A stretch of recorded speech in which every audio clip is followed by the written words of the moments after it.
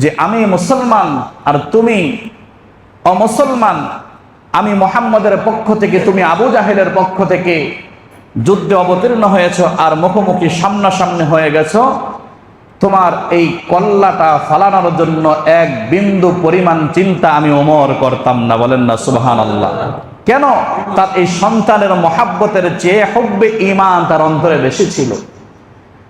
আমরা সাহাবীদের আরো জীবন দেখি, ইতিহাস থেকে দেখি যে তারা জীবন দিয়েছে কিন্তু ঈমান দেয় নাই। কেন? তার অন্তরের মধ্যে হুব্বে ঈমান বেশি ছিল। হযরত বেলাল রাদিয়াল্লাহু তাআলা আনহু ঘটনা আমরা জানি, হযরত খাব্বাব রাদিয়াল্লাহু তাআলা আনহুর ঘটনা আমরা জানি। বেলাল রাদিয়াল্লাহু তাআলা আনহুকে আরবের মরুভূমির উত্তপ্ত বাড়ির মধ্যে পাথর চাপা দিয়ে রাখত। উত্তপ্ততার কারণে জ্ঞান হারিয়ে ফেলতো। যখনই জ্ঞান ফিরতো তখনই বলতো আহাদ আহাদ, আল্লাহ এক, আল্লাহ এক। হযরত খাব্বাব রাদিয়াল্লাহু তাআলা আনহু কৃতদাস ছিলেন, গোলাম ছিলেন। ঈমান গ্রহণ করার কারণে এমন ঈমান গ্রহণ করেছেন, তার অন্তরের মধ্যে এমন ঈমানের মহাব্বত ছিল, তার মালিক তাকে এই ঈমানের কারণে জ্বলন্ত অঙ্গার, কয়লা, জ্বলন্ত কয়লা, সেগুলো বিছিয়ে এর মধ্যে তাকে শোয়ায় দিত এবং তার উপরে পাথর দিয়ে চাপা দিয়ে দিত। তার শরীরের রক্ত চর্বিগুলো গলে গলে কয়লাগুলো নিভে যাইত, ভিজে কয়লাগুলো নিভে যাইত। তার পিঠের চামড়াগুলো ছিল না, গোস্ত ছিল না, কোমরের হাড়গুলো ছিল, শুধু গোস্ত ছিল না। হযরত ওমর রাদিয়াল্লাহু তাআলা আনহু একবার এই খাব্বাব রাদিয়াল্লাহু তাআলা আনহুকে বললেন, ও খাব্বাব, তোমার কোমরটা একটু আমাকে দেখাও।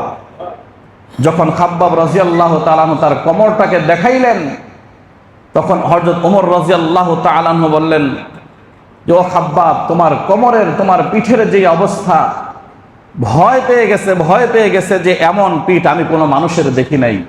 কোনো মানুষের এমন পিঠ হতে পারে না। এমন জুলুম, নির্যাতন, এমন কষ্ট সহ্য করেছে, এরপরও ঈমান ছাড়ে নাই। কেন? তার কারণ আল্লাহ তাআলা বলেছেন, ওয়াল্লাযীনা আমানু আশাদ্দু হুব্বান লিল্লাহ, তোমার অন্তরের মধ্যে হুব্বে ঈমান, আল্লাহ আল্লাহ রাসূলের মহাব্বত থাকবে সবার উপরে।